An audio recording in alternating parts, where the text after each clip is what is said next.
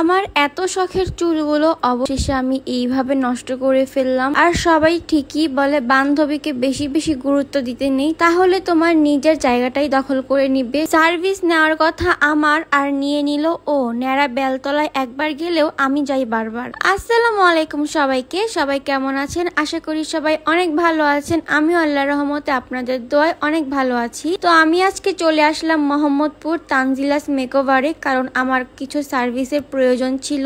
এত ব্যস্ততার মধ্যে এত কিছু হয়ে যাওয়ার পরও আমি নিজেকে একটু টাইম দিতে পারিনি। প্রায় 1 বছরের বেশি হয়ে গেছে আমি নিজের একটু যত্ন নেইনি, তাই আজকে চলে আসলাম একটু নিজের যত্ন নেওয়ার জন্য।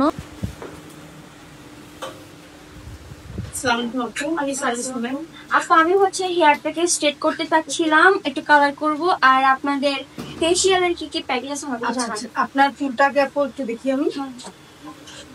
আপনার কি আগে ডিপশন বা লরিয়াল কিছু করা আছে? হ্যাঁ, লরিয়ালটা করছিল। ঠিক আছে আপু, আপনি হচ্ছে আমাদের যে সিগনেচার ডিপশনটা আছে ওই সার্ভিসটা নিতে পারেন, খুব ভালো হবে আপনাদের জন্য। আর সাথে হচ্ছে আপনি একটা গ্লোবাল বেস কালার হচ্ছে করে নেন। ফেসের জন্য হচ্ছে আপু, যেহেতু আপনার স্কিনে একটু পিম্পলের একটু প্রবলেম আছে, তো এই জন্য আপনি আমাদের বায়োহাইড্রা ফেসিয়ালটা আপনার জন্য বেস্ট হবে। সাথে প্যাকেজ নিতে পারেন, আমাদের ফেসিয়াল প্যাকেজ আছে একটা। আচ্ছা, সেটা হচ্ছে Biohydra facial, whitening, pedicure, manicure আছে।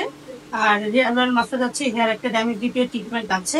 তাতে যেহেতু হচ্ছে সিগনেচার ডিপশনটা কালারটা করাবেন, অয়েল মাসাজটা আপনার তাহলে আমরা স্কিপ করে দেবো, দিয়ে আমরা একটা হেয়ার কাট আপনাকে দিয়ে দেবো। আচ্ছা হ্যাঁ, আপনার চুলটা যেহেতু হচ্ছে নিচের দিকে অনেকটা হচ্ছে ড্যামেজ হয়ে গেছে, তো আমরা একটা সিগনেচার হেয়ার কাট আপনাকে করে দিব, লং লেয়ার যেটা, সেটা হচ্ছে করে দিব।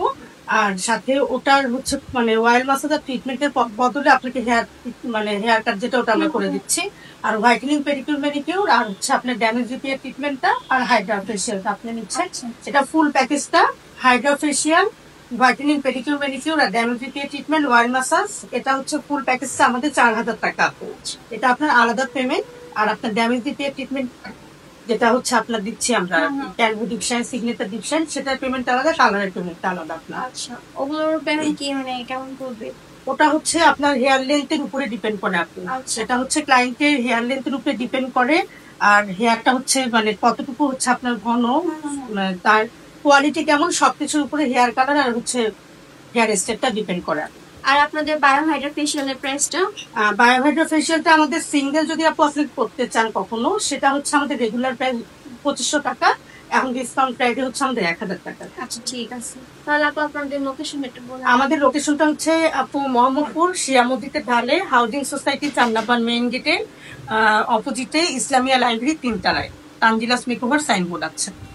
এই তো সবটা তো আপনারা শুনতেই পারলেন আমি কি কি সার্ভিস আজকে নিব। দেন হচ্ছে আমাদের আস্তে আস্তে অনেক লেট হয়ে যায়, দুপুর হয়ে গেছিল দেখে আপু হচ্ছে আমাদের লাঞ্চের ব্যবস্থা করে দেয়। আর এই হচ্ছে আমার আগের চুল, ভাবলাম চুল যেহেতু কেটেই ফেলবো তাহলে একটু ভিডিও করে রাখি স্মৃতি হিসাবে। আমার নিচের চুলগুলো অনেক বেশি ড্যামেজ হয়ে পাতলা হয়ে গেছিল আর প্রচন্ড পরিমাণে হেয়ার ফল হচ্ছিল, যার জন্য মূলত হচ্ছে হেয়ার কাট করা, নয়তো আমি কখনোই হেয়ার কাট করতাম না। যখন আমার চুলে কেচি ইউজ করতেছে আমার মনে হচ্ছে আমার কলিজাটা কেটে ফেলতেছে, চুল না, এত খারাপ লাগতেছিল। বাট তাও আমি স্টিল মুখে হাসি রাখছি। তাজবিহা আমাকে বারবার বলতেছিল যে শেষ রে, তোর চুলগুলো এবার গেল। তো ওর কথা শুনে আমার আরো বেশি খারাপ লাগতেছিল।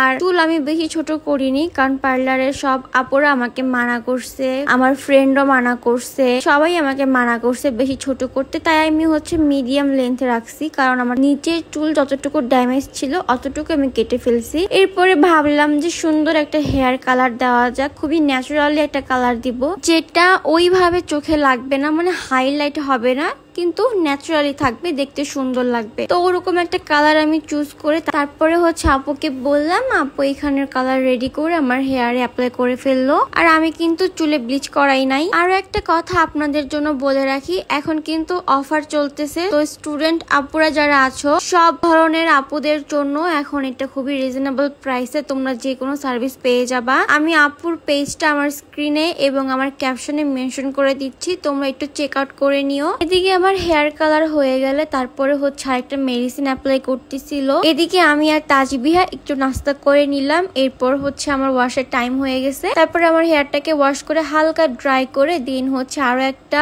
মেডিসিন অ্যাপ্লাই করলো। আর আমার সাথে সাথে কিন্তু তাজবিহাকেও একটা হেয়ার ট্রিটমেন্ট দেওয়া হয়েছে, কারণ ওর অনেক দিনের ইচ্ছা ছিল যে ওর চুলগুলোকে একটু স্ট্রেট করবে। তাই আমি আপুকে বলে ওর চুলেও একটা ট্রিটমেন্ট দিয়ে দিলাম। ওর হেয়ার ট্রিটমেন্টের ভিডিওগুলো ওর পেজে আপনারা পেয়ে যাবেন।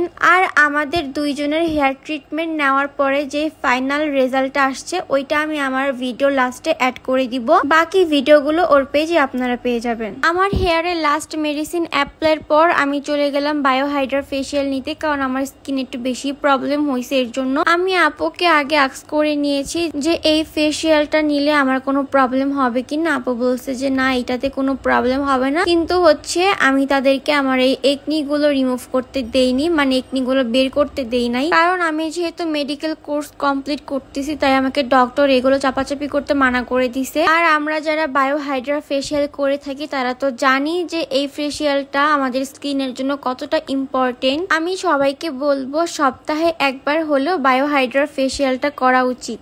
আর আপুরও আমাকে খুব যত্ন সহকারে সার্ভিসটা দিয়েছে। ফেসিয়ালটা শেষ করার পর আমার স্কিনটা অনেক ব্রাইট হয়ে গেছে, একদম ভিতর থেকে সব ময়লাগুলো রিমুভ হয়ে গেছে। এরপর আমার ফেসিয়াল কমপ্লিট হলে আমি যাই ওয়্যাক্স করতে। আমার হাতের লোমগুলো একটু বেশি বড় বড়, যেগুলো দেখতে একটু অন্যরকম লাগে। আমার যেহেতু অনেক শুট টুট করতে হয় সো এইগুলো ভিডিওতে অনেক বাজে লাগে, যার জন্য আমার ওয়্যাক্সটা করা। ওয়্যাক্সিং এর পর আমার হেয়ারটাকে ওয়াশ করে দেন স্ট্রেট করে সেট করে দেওয়া হয়। এরপর লাস্টলি আমি চলে যাই পেডিকিউর ম্যানিকিউর করতে। আমার হাত পায়ে অনেক কালচেরা দাগ পড়ে গেছিল, এগুলো একদম অযত্নের ফলে হয়েছে। এখানে আপু আমার পা আর হাতের যে ঘষাঘষি শুরু করছে, এই ঘষাতেই মনে হয় আমি ফর্সা হয়ে যাব, যদিও ব্যথা লাগে না, জাস্ট মজা করলাম। দেন প্রোডাক্ট অ্যাপ্লাই করে ম্যাসেজিং এর কাজ চলতেছে। আসলে শত কাজ থাকলেও নিজেকে একটু টাইম দেওয়া প্রয়োজন, নিজের যত্ন নেওয়া প্রয়োজন। ইনশাল্লাহ এখন থেকে আমি আমার নিজের যত্ন নিব। তো এখানে আমার ম্যাসেজিং এর পর পায়ে অলরেডি প্যাক লাগাই দিছে, নখে আমাকে আরেকটা প্রোডাক্ট লাগাই দিছে। এটা যখন রিমুভ করে নখটা দেখতে অনেক সুন্দর লাগে, শাইনিং করে। তারপরে হচ্ছে আমার হাতেও প্যাক লাগানো শেষ।